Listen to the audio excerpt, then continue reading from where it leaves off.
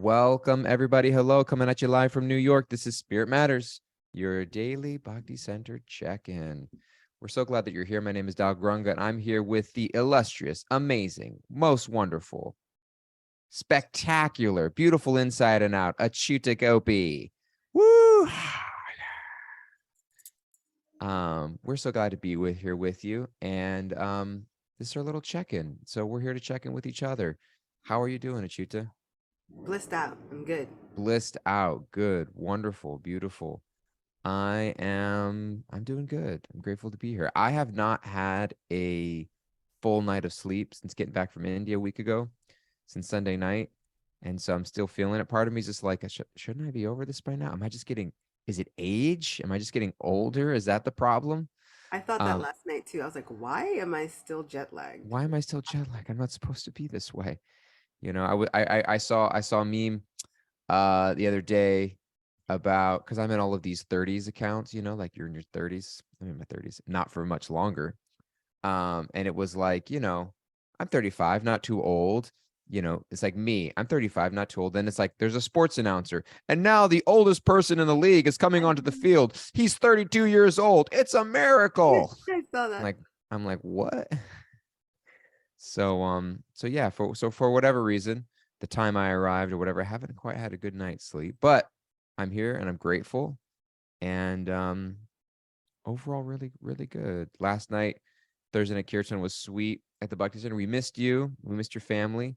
We kind of piecemealed it together with who we had.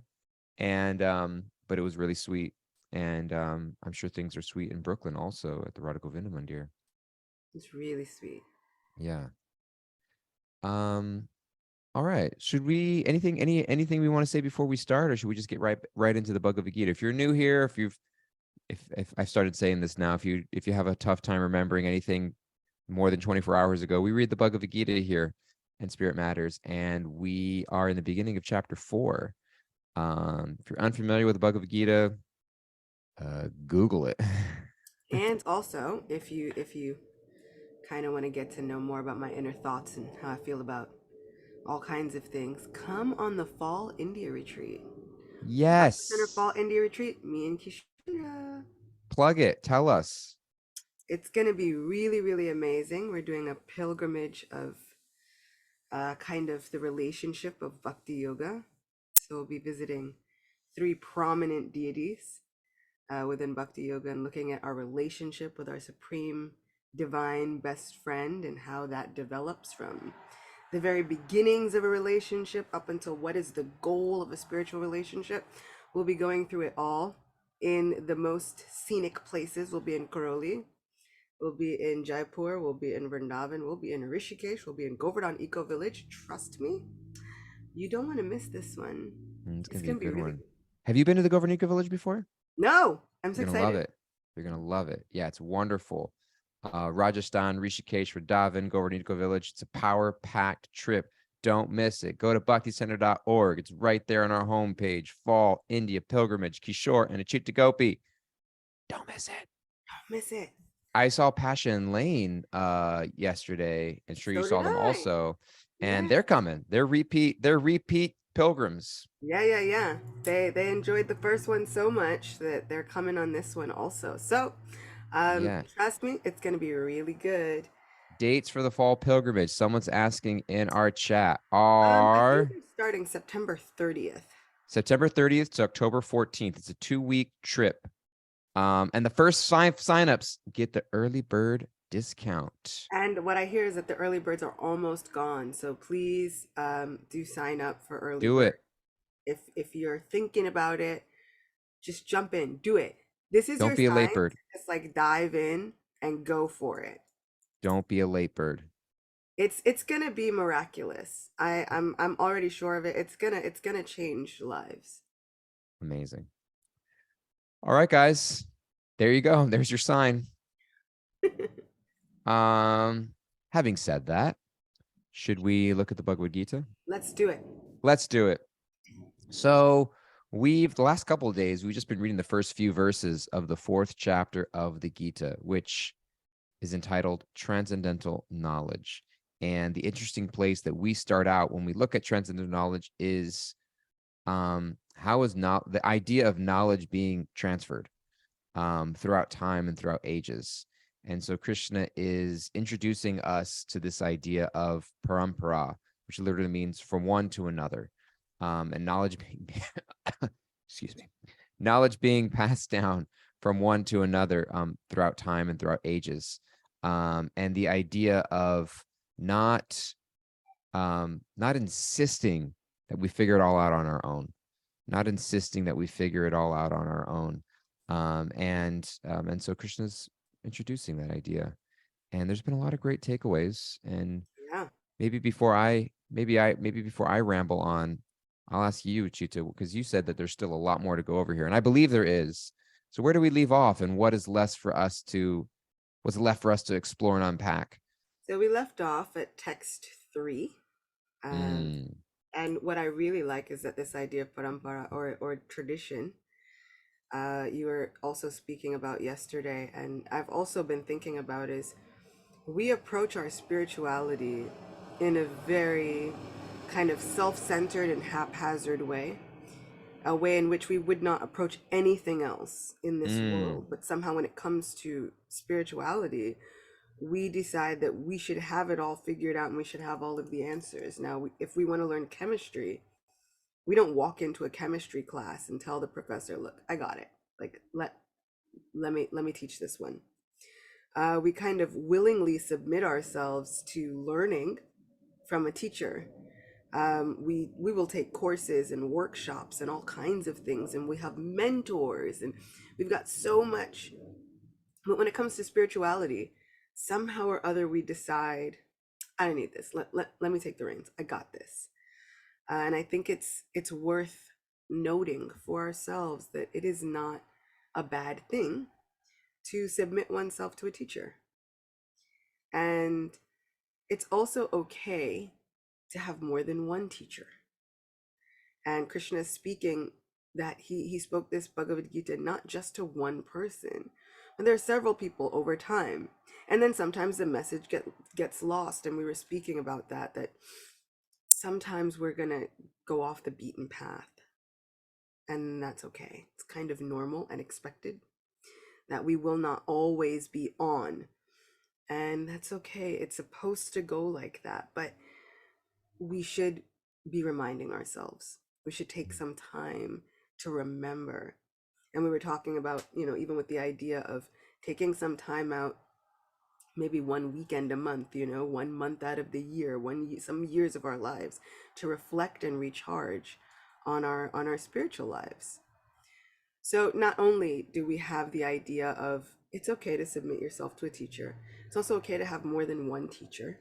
It's also okay to feel a little bit lost and then bring ourselves back to the path. So all of it is to be expected.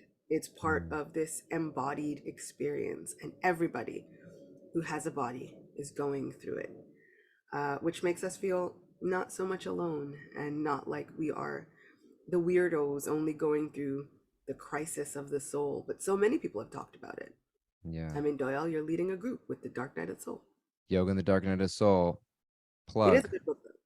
Yeah. Join my community group. I'll talk more about those at the end. But yeah, I think also I was just listening. I just saw this morning a little snippet um from Will Smith where he was quoting something that said, um, fail, fail quickly, fail often, and fail forward. And he was talking about how so much have this negative relationship with the idea of failure, and the idea that like we're not allowed to make mistakes, and the shame that comes from, especially in a spiritual path, happens so often because we're teachers, and so we share. I just got back from India where I was teaching. You're going to be going to India and leading people on a pilgrimage. And it's like you're sharing spiritual culture, you're sharing spiritual knowledge. We get on here every day and we speak a podcast about spiritual information and knowledge. And there are standards and there are rules and there are suggestions and there are practices and things that we do.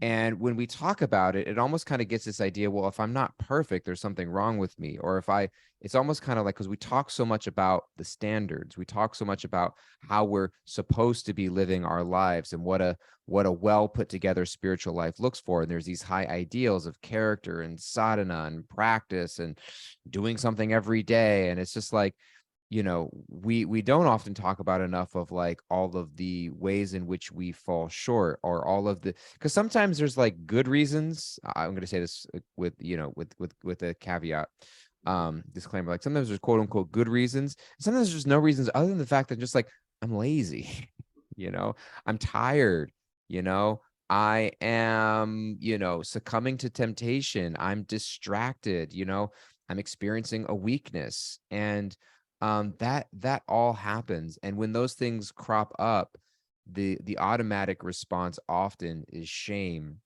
that I'm not good enough or I shouldn't be here. And we feel like we have, there's parts of ourselves that we have to hide. And I think, what I'm hearing from you is that um we're all going to experience um those wayward moments in our spiritual life again and again. And I think the most dangerous thing for anybody, that we have this experience, sometimes you're looking on the outside in towards another person's life and you're like, that person is so confidently going off the rails, I can't even say anything, because we refuse to allow ourselves the idea that maybe I'm wrong, maybe there's something I don't know, maybe there's a need for me to be redirected in some ways. And I think that successful spirituality hinges on the foundation of almost like I live to be guided. I live to be corrected. I live to be I'm okay with the idea of not knowing and admitting I don't know and allowing myself to put back on track. And if I open myself up in that way, there is no failure. There is really no going off the track, because we're constantly allowing ourselves to be redirected and re-guided, and um asking for feedback and asking for guidance, um from within and without. And to bring it towards Arjuna in this context of Bhagavad Gita, what was the right thing for Arjuna to do was not always the same. Hmm. It was not like there was just one right thing to do. Even though Krishna has spoken this Bhagavad Gita, it has been done in a number of different contextual circumstances. So when he's saying he instructed it to Vivaswan, the sun god, that's not in the same context as he's instructing Arjuna, but he was still going to do it. And then he's saying, oh, then it got passed down to Ikshvaku and all these, different kings, etc., etc. But they were going to be in different circumstances than Arjuna. And so this Bhagavad Gita is going to speak to each one of us differently, and that's okay. We are going to find different takeaways and points that hit our hearts differently, and that's okay. And then sometimes it's going to go completely over our heads, and that's okay. And Krishna keeps checking in. Are you okay, Arjuna? Is it going over your head? Because I'll sit here for as long as need be. I'll say the whole thing all over again. And I love the fact that God has an unlimited amount of time for us. It's not like that 1 day sale where it's like, oh, you missed it, it's gone. God has such an unlimited amount of time for us. So this idea of failing quickly is is kind of beautiful. It's like, look, if you're gonna make the mistakes, make the mistakes. But I'll be here all day. Hmm. At any point, if you need redirection, if you need a recalibration, I'll be right here. And that kind of patience is wonderful. And then sometimes we want God to hurry up. Like when it comes to our blessings, we're like, could you hurry it up? But really, honestly, God's like, I've been here the whole time. I'm just waiting for you.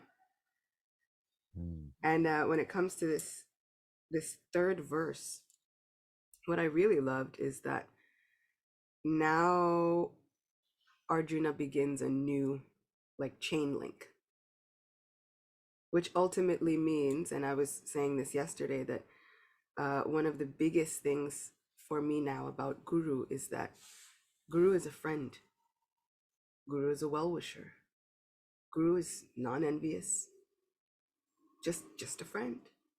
And I like that sometimes we think of a certain personality when we think of who can be Guru.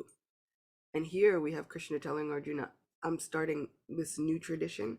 I'm starting this new lineage of disciplic knowledge with you.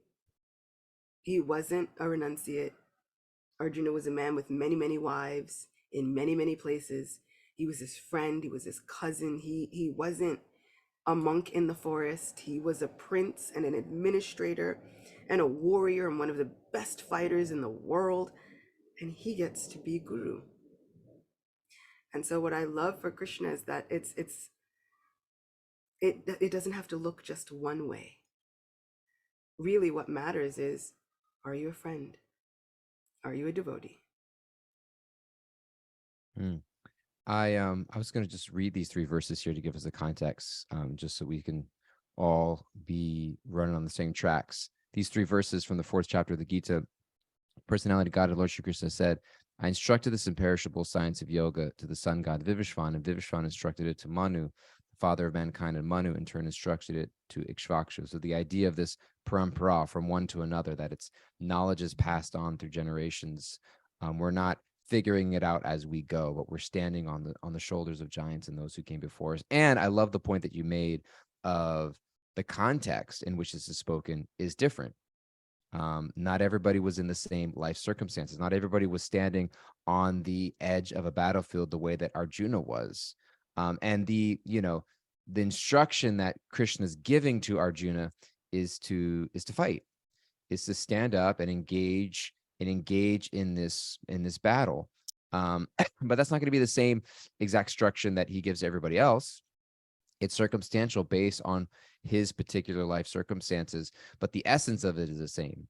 The idea of the spiritual principles that guide those decisions is what we're meant to be taking away from. And so the Bhagavad Gita is going to speak to us all in different ways. And I love the point that you brought that out. And that's really highlighted here in this first verse. And then he goes on and he shares, this supreme science was thus received through the chain of the cyclic succession, the parampara, and the saintly kings understood it in that way. But in course of time, the succession was broken, and therefore the science as it is appears to be lost. So the idea of like going off the rails and going off the beaten path, as you mentioned, is normal, and it happens regularly.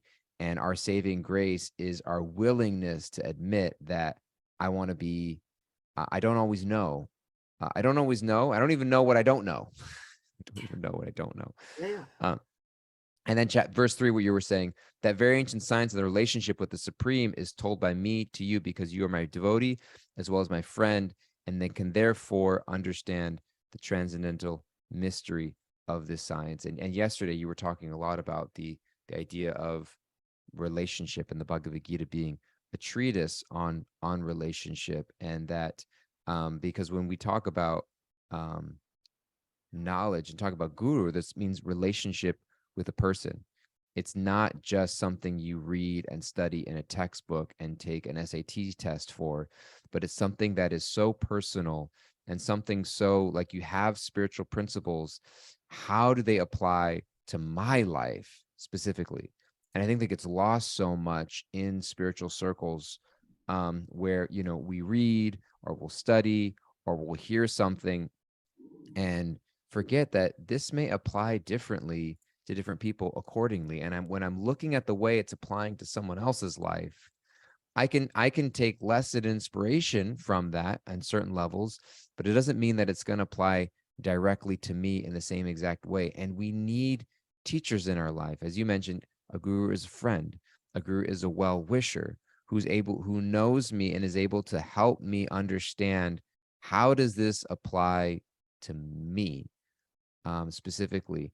And I was thinking of so many places in Shastra and Vedic literatures that describe and I think it's why so often there's such a emphasis on the beginning stages of spiritual life, whether it's in the yamas and the niyamas in the Ashtanga yoga process, whether it's the controlling of bodily and mental urges described by Rupa Goswami in the Upadeshamrita Nectar of Instruction, that somebody who's qualified to give instruction, to be a guru, is somebody who has an ability to demonstrate a certain level of self-control and self-restraint. Because in order to be a genuine well-wisher of another, I have to genuinely wish what is well for you, as opposed to seeing you as a tool in order to get what I want, to fulfill my personal needs. I have these vices and uncontrollable desires that I'm now using other people and things to fill, which is the general name of the game in the material world,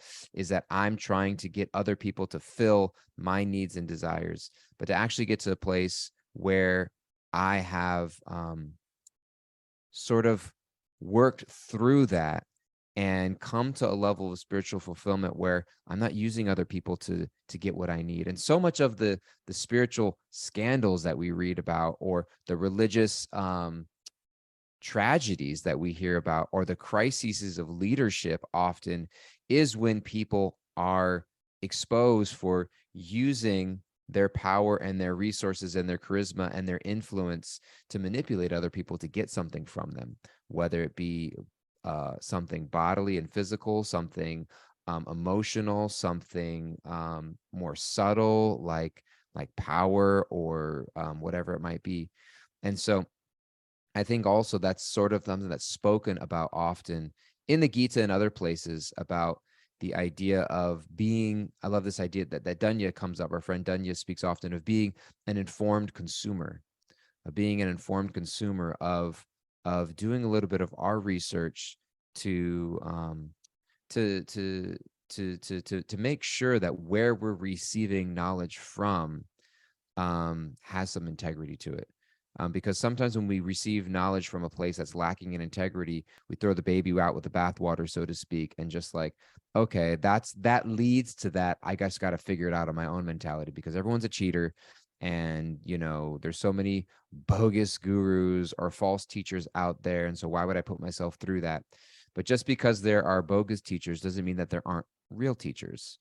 And so I think that I love how you mentioned guru is a friend and guru is a well wisher. And a well wisher is somebody who genuinely wishes well for you, as opposed to wanting something from you. And those exist and they are real. We just have to be careful enough to recognize them. And also, we should know that we are all in a position to become gurus for others. We just also have to monitor and watch ourselves, and know that the degree, I posted this yesterday.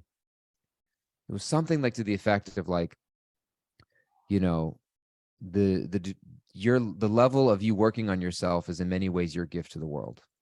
you know the ways in which we work on ourselves in months with, that's our offering, that's our gift. It's like the better person I become, that itself is my offering to the world. Um and so those are my thoughts on guru as a friend and a well-wisher. And like you said, we will find ourselves in positions to be gurus to others. And just as Arjuna is here and confused, doesn't mean that gurus won't be confused sometimes. Doesn't mean that Mm. you are not going to face some bumps in the road and face obstacles and not know what to do and have fear and have anxiety and have stress. But what guru does mean is that they're honest. Hopefully, we can be just honest about it. Mm. Hopefully, we can be brave enough not to hide our pitfalls, because sometimes that's where the trouble comes in, not the fact that people have had the pitfall, but that now we try to hide it and mask it for fear of, well, what would everybody else think if they knew that I was struggling? But maybe that struggle is the beginning of someone else's miracle. They need to know about your story. If any of the people in Srimad Bhagavatam had not struggled, if Arjuna had not struggled, we would not be having this Bhagavad Gita as it is. There'd be no spirit matters. There would be no spirit matters. And so sometimes that struggle and being honest about that struggle is what catapults everyone closer towards a miracle. Those are the things that really make us realize that Krishna has appeared in our lives. So I don't think that, this idea of, oh my gosh, well, I would be a counselor or a mentor to somebody else, and then it makes you think of all the anxiety ridden things that come along with that. No, just means that we genuinely, like you said, wish well for others. We are trying to be as devoted as we can be, and then we're honest. Do I have everything figured out? Absolutely not. But I'm living on mercy. Mm. Somebody gave an example once of like, imagine if you go to the doctor, right? And the doctor's there and they're gonna, they're gonna ask how you're doing and give some recommendation. You ask the doctor, like, have you ever been sick before? And the doctor's like, yeah. And you're like, actually, no, I gotta go. I can't do this. Yeah. I can't be with somebody who themselves is sick or gets sick. Like I was assuming that you don't get sick anymore, which is why you're a doctor and what qualifies you to tell me what to do when I'm sick. But if you're still getting sick, how is it that you're going to help me? And the idea that like I need to perfect myself before I put myself in a position of helping others. But I think it's the honesty. I mean, imagine if you went to a doctor and like, yeah, I never get sick. I've never been sick in my life. You'd be like, there's something shady about this guy. Like I would not recommend it. And if they had never gotten sick, you'd feel like they can't understand my symptoms at all. Totally. Other great point. They can't even begin to understand me. Totally. We want a person that can understand our struggles, that can understand what we've gone through. We want a God that can even understand what we're going through. So we, like you said, we definitely, it would be absurd of us to think that the doctor that we go to should never have been sick ever. And it's the same, even with relationships. It's kind of impossible to think that you're going to find somebody that has never been through anything. And if they've never been through anything, chances are they're pretty like boring, probably. Like like most people are like, I don't Yeah. know. You've I never want a really teacher who's been messed up. But I mean, that's where we find the most inspiration, the people who have been messed up and are still here, Yeah. still striving, still walking the path as much as possible. Yeah. I love that idea of honesty. And we can maybe pick up there tomorrow if we Yeah. remember. Somebody write that down. Or next We week, because it's Friday. next week, no podcast, Saturday or Sunday, Monday. Boom. Um, we are fresh out of time. We're up against the clock. Kimberly, please wrap it up for us. If you are taking notes, please hone in, pay attention. This is where our takeaways come in. Kimberly's going to wrap a few things up for us, and then we're going to share a few closing words, and we're all going to go about our ways. So what do you got for us, Kimberly? Thank you, Achita and Daya. Today we're taking away to fail quickly, fail often, and fail forward. Be an informed consumer. A teacher is an honest, non-envious, and well-wishing friend.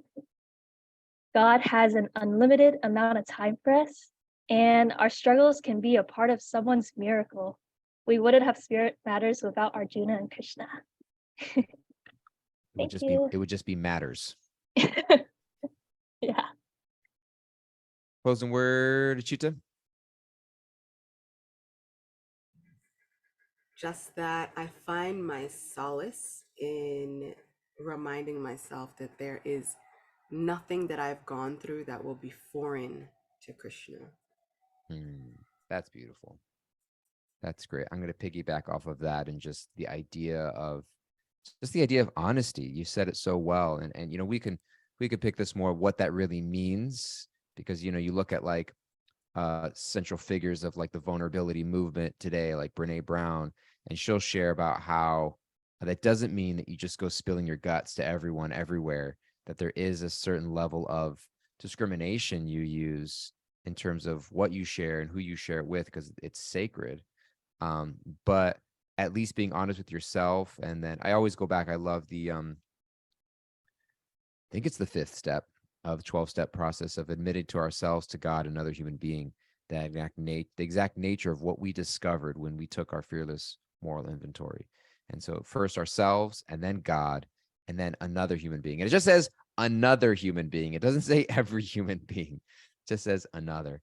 And so, but it starts with ourselves. And so that willingness to be honest. And I think that relates so much to the idea of being corrected and being guided and being brought back on the track. It's like, if I'm not honest about the fact that I'm struggling or that I'm lost or that I'm in need of something, how can I be lifted up? And so that's a takeaway for me, just this idea of getting comfortable being honest with myself is a profound spiritual practice. So thank you for reminding us of that, Achyuta. Thank you, Kimberly, for wrapping so many things up.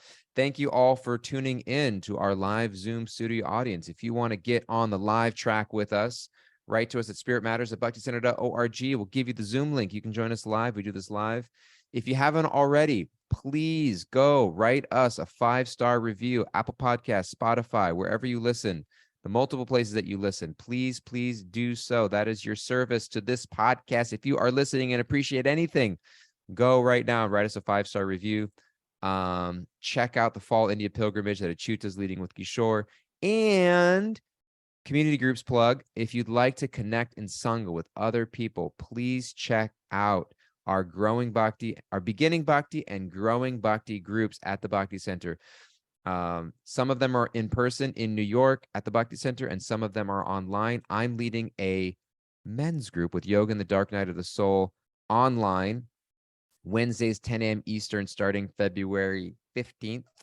I don't know all the other groups that are because I don't remember all of them, but they're there. They're there. I just mentioned that one because it's online. The other one I'm doing is in person at the Bhakti Center, but please check them out. We'd love to be connected with you in community. I think Achyuta should be leading a community group soon, but that's another topic for another day. We love you guys so much, and we're grateful for you. Please take care. Have a great weekend, and we will see you next week on Monday. Hare Krishna.